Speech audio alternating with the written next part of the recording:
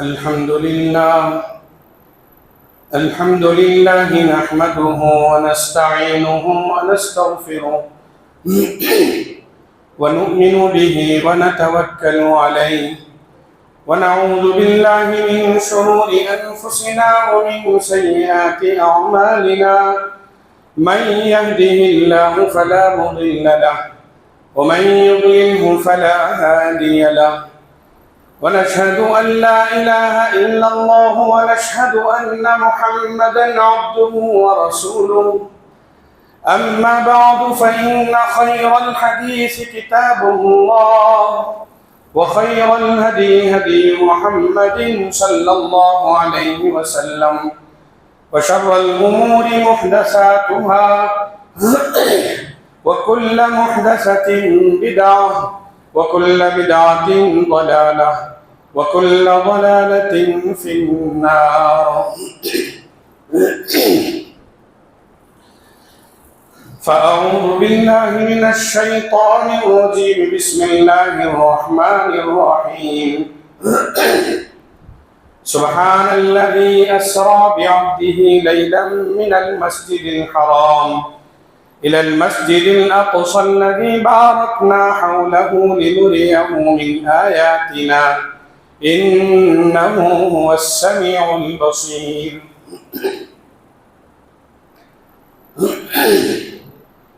برادران ملت، معزز سامعین اور ملت اسلامیہ کے نوجوانوں، قرآن کریم کی 15ویں پارے کی یہ آیت کریمہ ہے۔ اس میں اللہ تعالیٰ نے واقعہ معراج کی تفصیل بیان فرمائی ہے، اور واقعہ معراج کے سلسلے میں جہاں آیت کریمہ میں اللہ تعالیٰ نے اشارہ فرمایا ہے، اس کی تفصیلات ہمیں احادیث نبویہ میں ملتی ہیں۔ رسول اللہ صلی اللہ علیہ وسلم مکہ مکرمہ میں جب اپنی دعوت اور تبلیغ کے مشن میں لگے ہوئے تھے تو اس موقع پر کچھ حالات ایسے پیش آئے تھے کہ آپ علیہ السلام اپنے آپ کو تنہا محسوس فرما رہے تھے۔ انہی حالات میں اللہ تعالیٰ نے جناب محمد الرسول اللہ صلی اللہ علیہ وسلم کو راتوں رات 7 آسمان کا سفر کروایا اور دربار الہی میں رسول اللہ صلی اللہ علیہ وسلم کو بلایا تھا۔ آیت کریمہ کی روشنی میں جہاں ہمیں واقعہ معراج کی تفصیلات کا علم ہوتا ہے، وہیں اس آیت کریمہ میں 2 اور چیزوں کی طرف اشارہ کیا گیا ہے۔ ایک مسجد اقصی اور پھر اسی کے اطراف و اکناف کی بستیاں اور شہر اور مقامات۔ آیت کریمہ سے اس بات کا علم ہوتا ہے، اور قرآن کریم کی مختلف دیگر آیتوں سے بھی پتہ چلتا ہے کہ مسجد اقصی، بیت المقدس اور پھر اس کے اطراف اور اکناف کے علاقے، بستیاں اور شہر بہت ہی بابرکت ہے، مسلمانوں کے لیے انتہائی عز و شرف کے مقام ہے۔ خود مسجد اقصی جہاں رسول اللہ صلی اللہ علیہ وسلم واقعہ معراج کے موقع پر تشریف لے گئے تھے، اس کی سب سے بڑی خصوصیت اس رات کی یہ بیان کی گئی کہ رسول اللہ صلی اللہ علیہ وسلم جب تشریف لے گئے تو آپ علیہ السلام نے اسی مسجد میں انبیاء کرام رضوان اللہ علیہ مجمعین کی امامت فرمائی تھی۔ یعنی یہ وہ رات تھی جس رات اللہ نے تمام انبیاء کرام کا ایک عظیم الشان اجتماع منعقد فرمایا تھا، اور وہی مسجد ہے جسے بیت المقدس کہا جاتا ہے مسجد اقصی. سبحان الذی اسری بعبدہ لیلا من المسجد الحرام الی المسجد الاقصی. اللہ تعالیٰ اگر چاہتے رسول اللہ صلی اللہ علیہ وسلم جہاں آرام فرما رہے تھے وہیں سے اللہ تعالیٰ آپ کو سیدھے بلا لیتے. اسباب اختیار کیے گئے. جہاں اور وجوہات، جہاں اور مناظر پیش کیے جانے تھے وہیں ایک سب سے بڑا منظر یہ پیش کیا، اور سب سے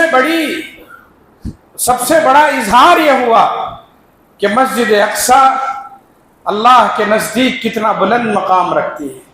مسلمانوں کے دلوں میں اس کا کیا مقام ہونا چاہیے، اس کا کیا مرتبہ ہونا چاہیے. کیا منظر تھا وہ جب جناب محمد الرسول اللہ صلی اللہ علیہ وسلم مسجد اقصی تشریف لے گئے تو آپ علیہ السلام کے انتظار میں انبیاء کرام تھے. اور پھر وہ منظر بھی دیکھا جب رسول اللہ صلی اللہ علیہ وسلم نے تمام انبیاء کرام رضوان اللہ علیہم اجمعین کی امامت فرمائی. بیت المقدس ہم سب کے لیے باعث عز و شرف، ہمارے دلوں میں اس کی محبت ہونی چاہیے. رسول اللہ صلی اللہ علیہ وسلم نے مسجد حرام کی جہاں فضیلت بیان فرمائی، جہاں مسجد نبوی کی فضیلت بیان فرمائی، وہیں رسول اللہ صلی اللہ علیہ وسلم نے مسجد اقصی کی بھی فضیلت بیان فرمائی. فرمایا کہ مسجد حرام میں نماز پڑھنے کا ثواب سب سے زیادہ ہے، اور پھر اس کے بعد مسجد نبوی میں نماز پڑھنے کا ثواب ہے، اور پھر اس کے بعد مسجد اقصی میں نماز پڑھنے کا ثواب ہے.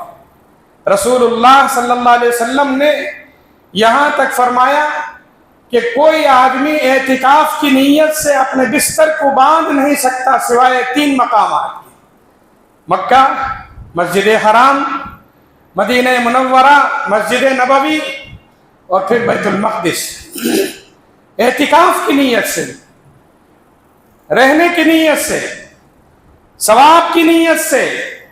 اس لیے کہ یہاں نماز پڑھنا جہاں باعث اجر اور ثواب ہے وہیں گناہوں کی مغفرت کا بھی سب سے بڑا سبب ہے. حضرت سلیمان علیہ السلام کے سلسلے میں آتا ہے کہ آپ نے 3 دعائیں فرمائی تھی. ایک دعا یہ فرمائی تھی کہ اے اللہ مجھے ایسے فیصلے کرنے کی طاقت عطا فرما جن فیصلوں سے تو راضی ہو جائے، یعنی منمانی کرنے کی مجھے توفیق ہی نہ دے کہ میں اپنے فیصلوں میں دوسروں پر ظلم کروں. میرے فیصلوں میں اتنی ہدایت، اتنی رہنمائی اور تیری توفیق نصیب فرما کہ میں دوسروں پر ظلم نہ کروں. ایسا فیصلہ کرنے کی طاقت عطا فرما جن فیصلوں سے تو راضی رہے. اور پھر دوسری دعا یہ فرمائی: اے اللہ مجھے ایسی حکومت عطا فرما جو ایسی حکومت کسی اور کو نہ دی ہو. رب ہب لی ملکا لا ينبغی لأحد من بعدی. تیسری دعا یہ فرمائی کہ اللہ بیت المقدس میں، مسجد اقصی میں جو آدمی نماز پڑھے، جسے نماز کی توفیق مل جائے، اللہ اسے یہاں سے ایسے لوٹا، اللہ اسے یہاں سے ایسے لوٹا، اس کے گناہوں کو ایسے پاک کر دے جیسے ایک ماں کے پیٹ سے بچہ آتا ہے، اس دنیا میں آتا ہے، اللہ اس کے سارے گناہ معاف ہوں. رسول اللہ صلی اللہ علیہ وسلم نے فرمایا، ہم نے دیکھا کہ حضرت سلیمان کی وہ دونوں دعائیں قبول ہو گئی، ان کو فیصلے کی قوت بھی تھی. دنیا نے دیکھا اور ان کو ایسی حکومت ملی جیسی حکومت کسی کو نہ ملی. رسول اللہ صلی اللہ علیہ وسلم نے فرمایا مجھے امید ہے کہ اللہ نے ان کی وہ دعا بھی قبول کر لی ہوگی. یعنی مسجد اقصی میں نماز کی توفیق بہت بڑی سعادت ہے.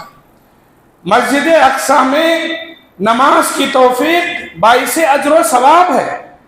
مسجد اقصی میں نماز کی توفیق گناہوں کے کفارے کا، گناہوں کی مغفرت کا سب سے بڑا ذریعہ. یہاں اعتکاف کرنا، باعث اجر و ثواب ہے۔ سب سے بڑی بات یہ ہے کہ یہی ہمارا قبلہ اول تھا، اسی کی طرف رخ کر کے نماز پڑھا جاتا تھا، نمازیں پڑھی جاتی تھیں۔ رسول اللہ صلی اللہ علیہ وسلم مدینہ منورہ تشریف لے گئے، 17 مہینے تک آپ علیہ السلام نے بیت المقدس ہی کی طرف قبلہ رو ہو کر نماز پڑھتے تھے۔ آپ کی خواہش تھی، آپ نے دعائیں مانگی کہ آپ علیہ السلام اللہ سے یہ کہتے تھے، مانگتے تھے، دل میں تمنا تھی کہ آپ کا قبلہ کعبۃ اللہ ہو جائے۔ قد نرى تقلب وجهك في السماء فلنولينك قبلة ترضاها فول وجهك شطر المسجد الحرام۔ آپ کی خواہش تھی، اللہ نے قبول کی، اور ہم سب کا قبلہ مسجد حرام کعبۃ اللہ ہو گیا۔ مگر اس سے پہلے ہمارا مرکز، ہمارا دینی مرکز، ہمارا قبلہ اول وہی بیت المقدس تھا۔ مسلمانوں کے دلوں میں بحیثیت مسلمان ہمارے دل میں اس کی محبت ہونی چاہیے، ہے، اللہ کا فضل ہے، اس کی محبت ہے۔ وہاں رہنے والوں کے سلسلے میں ہمدردی ہونی چاہیے۔ وہاں نماز پڑھنے والوں کو وہاں نماز پڑھنے کی جن کی توفیق نصیب ہو گئی، ان لوگوں کو ہمیں خوش نصیب تصور کرنا چاہیے۔ وہاں جو لوگ رہتے ہیں، اس کے اطراف و اکناف جو لوگ رہتے ہیں، وہ یقیناً حال فی الحال مشکلات میں گھرے ہوئے ہیں، مگر قرآن یہ بتاتا ہے اس سرزمین میں رہنا باعث برکت ہے، اس کے اطراف و اکناف رہنا۔ ملک شام، اردن، لبنان کا علاقہ، فلسطین کا علاقہ، یہ سب شام کے علاقے کہلاتے تھے۔ ملک شام قرآن کریم آپ پڑھ کر دیکھیے، برکت والی زمین قرار دیا گیا۔ جہاں بیت المقدس ہے، اس کے اطراف و اکناف کے جو علاقے ہیں، وہ انبیاء کرام رضوان اللہ علیہم اجمعین کا مسکن رہا ہے، جائے پیدائش رہی ہیں۔ بعض انبیاء کرام رضوان اللہ علیہم اجمعین نے اس کی طرف ہجرت فرمائی ہے۔ ملک شام، قرآن کریم کہتا ہے اسریٰ بعبدہ لیلا من المسجد الحرام الى المسجد الاقصى الذي بارکنا حولہ۔ اس کے اطراف اور اکناف کا جو علاقہ ہے وہ برکت والا ہے، بڑا ہی بابرکت علاقہ ہے۔ قرآن کریم میں جو کہا گیا ہے والتین والزیتون وطور سینین وہذا البلد الامین، یہاں انجیر کی قسم کھائی گئی ہے، زیتون کی قسم کھائی گئی ہے، طور سینا کی قسم کھائی گئی ہے، مکہ مکرمہ کی قسم کھائی گئی ہے۔ مفسرین لکھتے ہیں کہ دراصل یہ قسم ہے ان علاقوں کی جہاں انبیاء کرام رضوان اللہ علیہم اجمعین مبعوث ہوئے تھے۔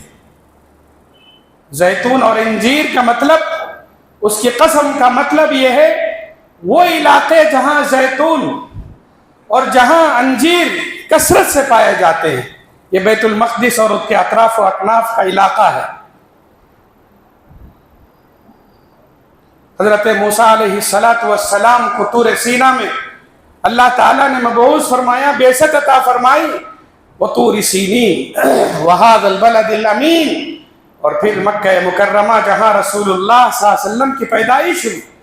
یعنی ان مقامات کی برکتیں بتائی گئی، وہاں کے اشیاء کی برکتیں بتائی گئی، وہاں کی چیزوں کی برکتیں بتائی گئی۔ انجیر کی کثرت بیت المقدس اور اس کے اطراف و اکناف، زیتون کی کثرت اس کے اطراف و اکناف، اور وہاں جو انبیاء کرام پیدا ہوئے ان کا مقام اور مرتبہ، اور پھر وہاں جو لوگ رہتے ہیں، رہ رہے ہیں، ان کی سعادت مندی اور ان کی خوش نصیبی قرآن کریم بیان کرتا ہے۔ یہ وہ علاقہ ہے جہاں انبیاء کرام رضوان اللہ علیہ مجمعین تشریف لائے، مرکز ہے وہ دین کا، مسکن ہے وہ انبیاء کرام رضوان اللہ علیہ مجمعین کا۔ آپ جانتے ہیں ابراہیم علیہ السلام نمرود کے ظلم و ستم کا شکار تھے۔ حضرت ابراہیم علیہ السلام خود ان کے باپ کے ظلم و ستم کا شکار تھے۔ کیا کیا مصیبتیں، کیا کیا تکلیفیں اور کن کن مشکلات کا انہوں نے سامنا نہیں کیا تھا۔ اور پھر ایک دن وہ آیا جب بادشاہ ناراض، بستی کے لوگ ناراض اور سب لوگ ناراض تھے، خود گھر کے لوگ ان سے ناراض تھے۔ تب اس موقع پر حضرت ابراہیم علیہ السلام نے فرمایا ٹھیک ہے میں جا رہا ہوں۔ حضرت ابراہیم علیہ السلام نے فرمایا میں جا رہا ہوں اس بستی کو چھوڑ کر، یہاں کے لوگوں کو چھوڑ کر۔ اور اس کے بعد حضرت ابراہیم علیہ السلام جو تشریف لے گئے وہ ملک شام ہی کی طرف تشریف لے گئے، فلسطین کے علاقے ہی کو انہوں نے مرکز بنایا تھا، اور وہیں حضرت ابراہیم علیہ السلام نے اپنی دعوت اور تبلیغ کا کام کیا تھا، اور وہیں سے اسے مرکز کی حیثیت دی تھی۔ حضرت لوط علیہ السلام خود انہی کے بھتیجے تھے، کوفہ میں رہتے تھے۔ حضرت ابراہیم علیہ السلام کی دعوت پر لبیک کہا، انہوں نے اللہ پر ایمان قبول کیا، حضرت ابراہیم علیہ السلام کو رسول تسلیم کیا۔ فآمن له لوط وقال انی مہاجر الی ربی۔ حضرت لوط علیہ السلام نے کہا اب میرا یہاں کوئی کام نہیں ہے، اب میں کوفہ میں نہیں رہوں گا۔ کہاں جائیں گے؟ اسی ملک شام کی طرف جائیں گے، وہی بستی جہاں برکتیں ہیں، وہی بستی جہاں رحمتیں ہیں، وہی بستی، وہی علاقے جہاں میرے چچا حضرت ابراہیم علیہ السلام ہیں۔ اردن کے علاقے کی طرف تشریف لے گئے، پھر وہیں نبی بنائے گئے اور وہیں انہوں نے کام انجام دیا تھا۔ وقال انی مہاجر الی ربی، تشریف لائے، اپنے وطن کو چھوڑا اور پھر ملک شام کی طرف تشریف لائے۔ وہیں حضرت ابراہیم علیہ السلام کی ہدایات کی روشنی میں اور انہی کی دعوت پر اللہ تعالیٰ کی طرف سے اللہ تعالیٰ نے حضرت لوط علیہ السلام کو نبی بنایا، اور پھر اردن کے علاقوں میں انہوں نے کام کیا تھا۔ انبیاء کرام کا یہ مرکز رہا ہے، انبیاء کرام رضوان اللہ علیہم اجمعین کا یہ مسکن رہا ہے۔ یعقوب علیہ السلام پہلے اسی علاقے میں رہتے تھے، فلسطین کے اسی علاقے میں رہتے تھے۔ وہ تو حضرت یعقوب علیہ السلام کی دور نبوت میں انہوں نے جب عہد وہیں گزارا۔ حضرت یوسف علیہ السلام کے سلسلے میں آپ جانتے ہیں کہ حضرت یوسف علیہ السلام کے بھائیوں نے حسد کی آگ میں جل کر حضرت یوسف کو قتل کے ارادے سے لے کر گئے، اور پھر اس کے بعد ارادہ بدلا، ایک کنویں میں ڈال دیا۔ پھر حضرت یوسف علیہ السلام کو اللہ نے اس کنویں سے نکالا، مصر کے بازار پہنچایا اور وہاں فروخت کیے گئے۔ پھر مصر کے محل پہنچے، وہاں حضرت یوسف علیہ السلام نے زندگی گزاری، اپنی قید خانے کی زندگی۔ پھر اس کے بعد عزیز مصر کی حیثیت سے، وزیر خزانہ کی حیثیت سے ایک طویل عرصہ انہوں نے گزارا، اور پھر ان کے بعد ان کی نسلیں وہیں رہیں، مصر ہی میں قیام پذیر رہیں، یہاں تک کہ وہ دور آیا جب حضرت موسیٰ علیہ السلام تشریف لائے، اس دنیا میں تشریف لائے۔ حضرت موسیٰ علیہ السلام کا وہ دور تھا جب بنی اسرائیل پر ظلم و ستم ڈھائے جا رہے تھے، ان کے عورتوں کو قیدی بنایا جا رہا تھا، ان کے بچوں کو، مردوں کو قتل کیا جا رہا تھا۔ حضرت موسیٰ علیہ السلام نے یہ سب کچھ دیکھا۔ پھر اس کے بعد ان کو نبوت ملی، اور نبوت کے بعد حضرت موسیٰ علیہ السلام نے فرعون تک دین حق کا پیغام پہنچایا۔ اس کے بعد بھی ظلم و ستم کم نہیں ہوا۔ پھر وہ دن آیا جب حضرت موسیٰ علیہ السلام کو فتح ملی، فرعون سے نجات ملی، اور مصر چھوڑ کر دریا پار کر گئے۔ اور دریا پار کرنے کے بعد انہی علاقوں میں بسے یہ قوم، اس قوم کے لوگ اور حضرت موسیٰ علیہ السلام کی نسل جو فلسطین کا علاقہ ہے۔ یا قوم ادخلوا الارض المقدسۃ التي كتب اللہ لکم، اللہ نے کہا یہی اصل تمہارا مسکن ہے، یہی تمہاری جگہیں ہیں۔ ہاں دوسروں نے قبضہ کر رکھا ہے، عمالقہ قبضہ کیے ہوئے تھے، دوسروں نے قبضہ کر رکھا ہے، وہ تمہاری زمین ہے، ان زمینات کو تم حاصل کرو۔ کتب اللہ لکم، ولا ترتدوا علی ادبارکم فتنقلبوا خاسرین. ہمت سے کام لو، حوصلے سے کام لو، غلامی کے دور کو بھول جاؤ، فرعون کے مظالم کو بھول جاؤ، غلامانہ زندگی کو بھول جاؤ، فاتحانہ حیثیت سے زندگی گزارنے کی کوشش کرو. اللہ تمہارے ساتھ ہے، اللہ نے تمہاری فتح کا فیصلہ کر لیا ہے، اللہ تعالیٰ تمہیں فتح سے ہمکنار کریں گے. چنانچہ انہوں نے ہمت دکھائی، حوصلہ دکھایا. پھر اس کے بعد قرآن نے کہا وَأَوْرَثْنَا الْقَوْمَ الَّذِينَ كَانُوا يُسْتَضْعَفُونَ مَشَارِقَ الْأَرْضِ وَمَغَارِبَهَا الَّتِي بَارَكْنَا فِيهَا. اللہ تعالیٰ نے کہا کہ ہم نے ان جوان مردوں کو جنہوں نے ہمت دکھائی، جو پہلے کمزور تھے، ان کو اللہ نے اس قوم کا وارث بنایا، انہیں فتح سے ہمکنار کیا. مطلب یہ ہے انبیاء کرام رضوان اللہ علیہم اجمعین کی بستیاں رہی ہیں، ان کا یہ مرکز رہا ہے، ان کا یہ مسکن رہا ہے.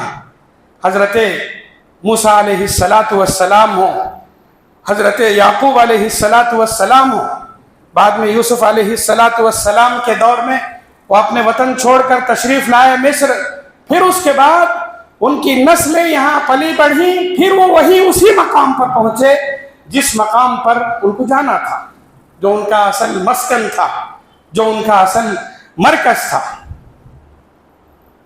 سلیمان علیہ السلام، قرآن کریم نے کہا تخت سلیمانی کے سلسلے میں آپ نے سنا، اس پر بیٹھ کر وہ اپنے وزراء کے ساتھ، اپنے قریبی لوگوں کے ساتھ اس تخت پر سوار ہو کر سفر کرتے تھے. وَلِسُلَيْمَانَ الرِّيحَ عَاصِفَةً تَجْرِي بِأَمْرِهِ إِلَى الْأَرْضِ الَّتِي بَارَكْنَا فِيهَا. یہ جہاں جاتے تھے ان میں سے وہ بستیاں بھی تھیں جن بستیوں پر اللہ نے برکتیں نازل فرمائی تھی. یہ کون سی بستیاں ہیں؟ یہ وہی فلسطین کے علاقے کی وہ بستیاں ہیں جہاں حضرت سلیمان علیہ السلام جایا کرتے تھے. حضرت مریم علیہ السلام کے سلسلے میں ہم نے سنا کہ حضرت مریم علیہ السلام کے بطن مبارکہ میں جب روح پھونک دی گئی اور وہ حاملہ ہو گئی تو پھر اس کے بعد وہ ایک ایسی جگہ پہنچ گئی جہاں وہ اکیلی رہنا پسند کرتی تھی. کہتے ہیں یہ وہی فلسطین کا علاقہ تھا. فانتبذت به مکانا قصیا فحملته فانتبذت به مکانا قصیا. اللہ اکبر. انبیاء کرام رضوان اللہ علیہم اجمعین کی جائے پیدائش ہو، ان کا مرکز ہو، ان کا مسکن ہو، اس کے اطراف اور اکناف کے جو علاقے ہیں وہ بڑے سرسبز و شاداب، بڑی برکتوں والے. اللہ تعالیٰ کی رحمتیں یہاں برستی ان علاقوں کی طرف. آپ جانتے ہیں کفار اور مشرکین جو مکے میں رہتے تھے، ان کے کفر کے باوجود، ان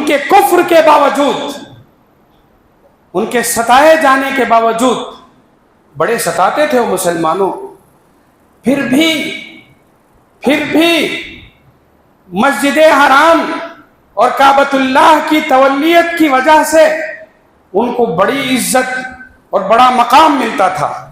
وہ اطراف جہاں کہیں بھی سفر کرتے تھے ان کو بڑی عزت ملتی تھی، اور سب سے زیادہ عزت ان کو ملک شام کے انہی علاقوں کی طرف ملتی تھی. لإلاف قریش إلافہم رحلۃ الشتاء والصیف. قرآن کریم نے کہا کہ ان علاقوں کی طرف یہ جاتے تھے، ایک مرتبہ یمن جاتے تھے، ایک طرف شام جاتے تھے. شام کے علاقوں کی طرف یہ جب جاتے تھے تو ان کے لیے عزتیں بڑھتی تھیں. یہ لوگ یہ کہتے تھے کہ ہمارے خاندانی حسب و نسب کی وجہ سے ہمیں عزت ملتی ہے، اور وہ لوگ ان علاقوں کی طرف جانا پسند کرتے تھے کیونکہ وہاں کی برکتیں، وہاں کی رحمتیں اور تجارتی نفع ان کو بہت ہی اچھا لگتا تھا. وہاں جاتے تھے تو ان کو عزت ملتی تھی. اللہ اکبر. وہ لوگ یہ کہتے تھے ہمارے جاہ و منصب اور ہماری خاندانی حیثیت کی وجہ سے ہمیں عزت ملتی ہے. اللہ نے کہا نہیں، یہ دینی لحاظ سے اسلامی مرکز کی وجہ سے مل رہی ہے. اللہ نے فرمایا کعبۃ اللہ کی تم تولیت کرتے ہو، اس لیے تم کو ان مقامات میں بھی عزت ملتی ہے جہاں ہم نے برکتیں رکھی. اللہ تعالیٰ نے فرمایا فَلْيَعْبُدُوا رَبَّ هَذَا الْبَيْتِ الَّذِي أَطْعَمَهُم مِّن جُوعٍ وَآمَنَهُم مِّن خَوْفٍ. امن ملا ان کو، رحمتیں ملے ان کو، برکتیں ملے ان کو، تجارت میں نفع ملا ان کو. وجہ صرف یہی تھی کہ کعبۃ اللہ کی تولیت کرتے تھے، اور جہاں سے ان کو رحمتیں اور برکتیں ملتی تھیں یا ان کی تجارت میں نفع ملتا تھا وہ یہی علاقے تھے جہاں سے بڑی کامیاب تجارتیں کر کے یہ لوگ واپس آیا کرتے تھے. کتنی بابرکت جگہ ہے فلسطین کا وہ علاقہ، بیت المقدس اور اس کے اطراف و اکناف کا یہ علاقہ کس قدر بابرکت ہے، جہاں اللہ تعالیٰ کی رحمتیں برستی ہیں. وہاں کی ایک نماز ہمارے لیے باعث اجر ہے، باعث ثواب ہے، اور باعث گناہوں کے کفارے کا سبب ہے. وہ ایسا مرکز ہے، وہ ایسی جگہ ہے. قوم سبا آپ جانتے ہیں، میں نے اس سے پہلے بھی ذکر کیا تھا، اللہ نے ان کو بڑی دولت سے نوازا تھا، اللہ نے ان کو خوشحالی عطا فرمائی تھی. ایک ایسے شہر میں رہتے تھے جہاں کی آب و ہوا بڑی اچھی تھی، جہاں کی پیداوار بڑی اچھی تھی، جہاں کا موسم اچھا تھا. لقد کان لسبع فی مسکنہم آیہ جنتان عن یمین و شمال کلوا من رزق ربکم واشکروا لہ بلدۃ طیبۃ ورب غفور. ہر طرح کی خوشحالی تھی ان کو. اللہ تعالیٰ نے ان کے کھیت اور کھلیان کو چاروں طرف سے ان کے فائدے کی چیزیں ہموار کر رکھی تھی. پانی کی فراوانی تھی، ہر طرح کا امن اور سکون تھا، خوشحالی ہی خوشحالی تھی. اور سب سے بڑی بات اس قوم کے سلسلے میں قرآن نے یہ کہا کہ یہ لوگ شام کے علاقے کی طرف جب سفر کرتے تھے تو ایسا علاقہ تھا وہ کہ اس پورے علاقے میں جگہ جگہ پر بستیاں تھیں، چھوٹی چھوٹی بستیاں. اور ان کے لیے سب سے آرام دہ چیز یہ تھی کہ کہیں ان کو صحرا نہیں ملتا تھا، کہیں تنہائی کی کوئی جنگلات نہیں ملتے تھے، کہیں ان کو ڈاکہ زنی کا خطرہ نہیں ہوتا تھا، کہیں چور اور ڈکیتی کا خطرہ نہیں ہوتا تھا. تھوڑی دور گئے ایک بستی مل گئی، تھوڑی دور گئے ایک اور بستی مل گئی، تھوڑی دور گئے ایک اور بستی مل گئی. اور ہر بستی میں یہ آرام کر سکتے تھے، ہر بستی میں یہ ٹہر سکتے تھے، اور ہر بستی کے لوگ ان کی مہمان نوازی کرتے تھے. وَجَعَلْنَا بَيْنَهُمْ وَبَيْنَ الْقُرَى الَّتِي بَارَكْنَا فِيهَا قُرًى ظَاهِرَةً وَقَدَّرْنَا فِيهَا السَّيْرَ سِيرُوا فِيهَا لَيَالِيَ وَأَيَّامًا آمِنِينَ. یہ امن والے شہر، یہ چھوٹی چھوٹی بستیاں، یہاں کے رہنے والے مہمان نواز لوگ کون تھے؟ یہ وہی لوگ تھے جو ملک شام کے ان علاقوں کی طرف رہا کرتے تھے. یعنی یہ بستیاں، یہ شہر، یہ مقامات، بیت المقدس، اس کے اطراف اور اکناف کے یہ علاقے بابرکت ہیں. میرے اپنے الفاظ نہیں ہیں بلکہ قرآن کے الفاظ ہیں. میں نے شروع میں کہا معراج کے موقع پر اللہ اگر چاہتے، کیا مشکل تھا اللہ کے لیے؟ کوئی مشکل کام تھا کہ کعبۃ اللہ میں ہے، وہیں سے رسول اللہ صلی اللہ علیہ وسلم کو آسمان پر اٹھا لیا جاتا، لمحات کے لمحات میں گفتگو کی جاتی، تسلی دی جاتی، واپس آ جاتے. مناظر پیش کرنے تھے، قدرت الہی کے کرشموں کا اظہار ہونا تھا. اللہ تعالیٰ اپنی قدرت بتانا چاہتے تھے.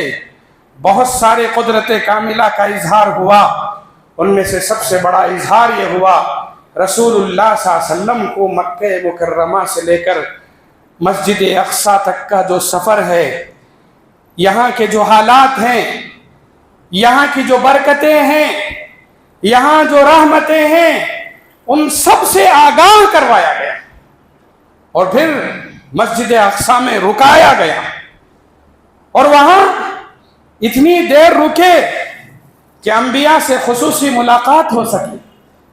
آپ دیکھیے وہاں کیا کیا کارروائی ہوئی۔ خاتم الانبیاء ہیں، آج ان کو امام الانبیاء بنانا ہے۔ آپ خاتم الانبیاء، آج آپ کو امام الانبیاء بنانا تھا۔ گئے وہاں آدم سے بھی ملاقات ہوئی علیہ السلام، اولو العزم پیغمبروں سے ملاقات ہوئی، اور آپ اندازہ دیکھیے ہر نبی آتے ہیں، انہوں نے اپنا تعارف کروایا اور انہوں نے تسلیاں دی رسول اللہ صلی اللہ علیہ وسلم کو۔ پہلے نبی، آخری نبی، درمیان کے اولو العزم پیغمبر کہاں جمع ہے؟ اسی بیت المقدس میں۔ اس بیت المقدس کا احترام، اللہ کی نظر میں اس کی مقبولیت، ان سب کے بتانے کا، ان سب کے اظہار کا وہ وقت تھا۔ پورے انبیاء کا اجتماع تھا وہ۔ آپ سوچ کر دیکھیے، اتنا بڑا اجتماع اور اس کے لیے اس جگہ کا انتخاب، ظاہر بات ہے انبیاء کرام رضوان اللہ علیہم اجمعین کا وہ مرکز رہا ہے، وہ ان کی جائے پیدائش رہی ہے۔ وہیں سارے انبیاء جمع ہوئے اور وہاں رسول اللہ صلی اللہ علیہ وسلم کو بلا کر اعزاز سے نوازا گیا، اپنے مقام پر بلا کر، انبیاء کرام کو ان کے مقام پر بلا کر، آخر الزمان جناب محمد الرسول اللہ صلی اللہ علیہ وسلم کو وہاں جمع کیا، بلایا گیا اور سب نے تسلی دی۔ اور پھر اس کا وہ وقت آیا جب آپ علیہ السلام نے مصلی تھاما، وہاں پہنچے، امامت فرمائی اور امام الانبیاء کے خطاب سے نوازا گیا۔ رسول اللہ صلی اللہ علیہ وسلم بھی وہاں پہنچے۔ یہ انبیاء کرام کا یہ مسکن، یہ مرکز رہا ہے۔ بحیثیت مسلمان ہمارے دلوں میں بھی اس جگہ سے شدید محبت ہونی چاہیے، اس کے مقام اور مرتبے کو جاننا چاہیے۔ وہاں جو لوگ رہتے ہیں ان کے سلسلے میں فکر کرنی چاہیے۔ وہاں جو لوگ بستے ہیں یقیناً وہاں ان کا قیام دینی حیثیت سے سعادت کی بات ہے۔ ہاں دنیاوی حیثیت سے فی الحال وہ مشکلات میں گھرے ہوئے ہیں، وہ تکلیف میں مبتلا ہیں، ظالم ان پر مسلط ہیں، ان کے لیے جینا مشکل ہے، ان کے لیے گھروں سے نکلنا مشکل ہے، ان کی اپنی زندگیاں بچانا مشکل ہے۔ تفصیلات میں جانے کا موقع نہیں۔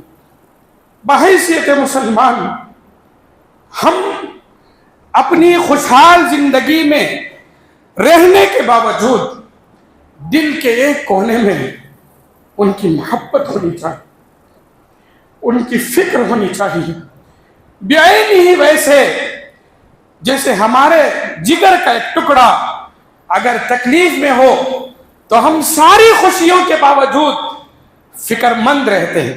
آپ سوچ کر دیکھیے، اگر ہمارا بھائی کسی سخت مصیبت میں ہو اور ہم آرام سے ہیں، ہماری زندگی خوشحال ہے، ہمیں کسی قسم کی تکلیف نہیں ہے، کیا ہم اپنے اس بھائی کی تکلیف محسوس نہیں کریں گے؟ کریں گے۔ ہم خوشحال ہونے کے باوجود، خوشی میں رہنے کے باوجود اپنے بھائی کی تکلیف ہم محسوس کریں گے۔ آج ہماری حالت وہی ہونی چاہیے۔ یقیناً اللہ نے ہمیں امن دیا ہے، ہمیں خوشیاں دی ہیں، ہم سکون میں ہیں۔ تھوڑی دیر کے لیے تصور کر کے دیکھیں ان بھائیوں کا، ان فلسطینیوں کا کیا حال ہے۔ ان کے گھروں سے انہی کے سامنے کتنے جنازے اٹھ رہے ہیں، کتنے معصوم بچوں کا قتل عام ہو رہا ہے، کتنی عورتیں بیوہ اور کتنے بچے یتیم ہو رہے ہیں۔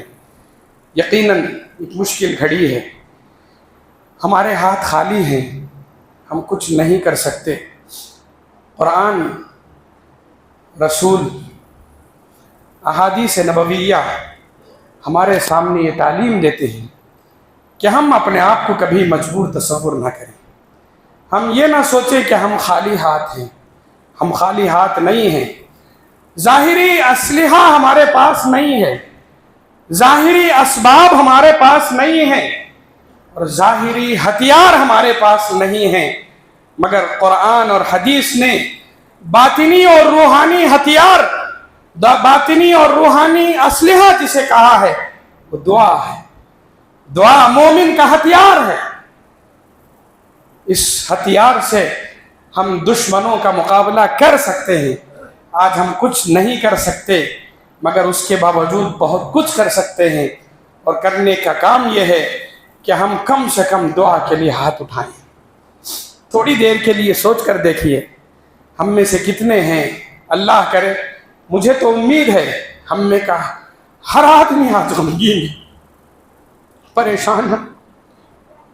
ان حالات کو سن کر آج کوئی یہ نہیں کہہ سکتا مجھے حالات کا علم نہیں ہے. آج میڈیا کسی بھی قسم کا ہو، الیکٹرانک ہو، پرنٹ میڈیا ہو، سوشل میڈیا، جس قسم کا بھی میڈیا یا خبر رسانی کے جو بھی ہمارے پاس ذرائع ہیں، اس دور میں ہم یہ نہیں کہہ سکتے کہ ہمیں حالات کا صحیح علم نہیں ہے. یقیناً ہم میں سے ہر ایک حالات کے علم سے باخبر ہے، مگر ان حالات کو جاننے کے بعد ہمارے دل میں ایک کوشہ نرمی کا ہونا چاہیے. یہ نہیں کہ حالات ایسے ہیں، ہوتے رہیں گے، اس میں ہم کیا کر سکتے ہیں. نہیں، ہمارے لیے ہم کچھ نہیں کر سکتے، اس کے باوجود بہت کچھ کر سکتے ہیں. دعا کریں. مسلمانوں پر مشکلات جب آتی ہیں، انفرادی طور پر مسلمان پریشان ہے، دعا کے لیے ہاتھ اٹھائیں. مسلمان اگر اجتماعی طور پر پریشان ہیں، سب مل کر دعا کے لیے ہاتھ اٹھائیں. اور ہر ایک آدمی دعا کے لیے یہ سوچ کر ہاتھ اٹھائے کہ یہ میرا مسئلہ ہے، تکلیف میں میں مبتلا ہوں، اور تکلیف میں میرے آدمی مبتلا ہیں، تکلیف میں میرے رشتہ دار مبتلا ہیں. دل سے دعا کریں. اور سب سے بڑی بات اجتماعی طور پر کرنے کی یہ ہے کہ قنوت نازلہ کا اہتمام کیا جائے. یعنی رسول اللہ صلی اللہ علیہ وسلم کے دور میں مصیبتیں، اجتماعی مصیبتیں، دشمنوں کی طرف سے مظالم ڈھائے گئے، تو اس موقع پر رسول اللہ صلی اللہ علیہ وسلم نے مسلسل کئی دنوں تک آپ علیہ السلام نے ایک مہینے تک بھی قنوت نازلہ کا اہتمام کیا ہے. یعنی نماز کی حالت میں آخری میں رکوع کے وقت رکوع کے بعد رسول اللہ صلی اللہ علیہ وسلم سجدے میں جانے کے بجائے دعا کے لیے ہاتھ اٹھاتے تھے، اور مسلمانوں کے مدد کے لیے، کفار کے ظلم و ستم کے خاتمے کے لیے، اور اللہ کی طرف سے ان پر عذاب کے لیے رسول اللہ صلی اللہ علیہ وسلم دعا فرمایا کرتے تھے. آج ہم وہ تو کر سکیں، قنوت نازلہ کا اہتمام کریں، انفرادی طور پر ہم دعاؤں کا اہتمام کریں، اور پھر اجتماعی طور پر بھی ہم بار بار مل کر دعائیں کریں. دعا ایک ایسا ہتھیار ہے، دعا ایک ایسی چیز ہے جس کی وجہ سے حالات بدل سکتے ہیں، بدلے ہیں. خود انسان کی اپنی مصیبتیں اس کی اپنی دعاؤں سے بدلی ہیں، اور خود اجتماعی مشکلات اجتماعی دعاؤں سے، آہ و بکا سے، آنکھوں سے آنسو لانے سے، گڑ گڑانے سے مصیبتیں ٹلتی ہیں. ہم یہ نہ سوچیں ہم بہت دور ہیں، ہمارا ان سے کیا تعلق ہے، یا ہماری فکر کرنے سے ان کو کیا بھلا ہوگا، یا ہم ان کی کیا مدد کر سکتے ہیں. پہلی مدد یہی کہ ہم دعا کے لیے ہاتھ اٹھائیں. انشاءاللہ نماز کے بعد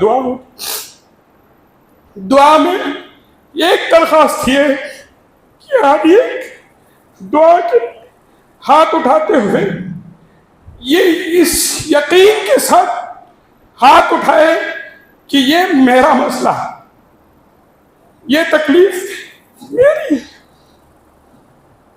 جو مصیبت میں ہے وہ میرے آدمی ہے، جو مصیبت میں ہے ان کا مجھ سے ایمانی رشتہ ہے.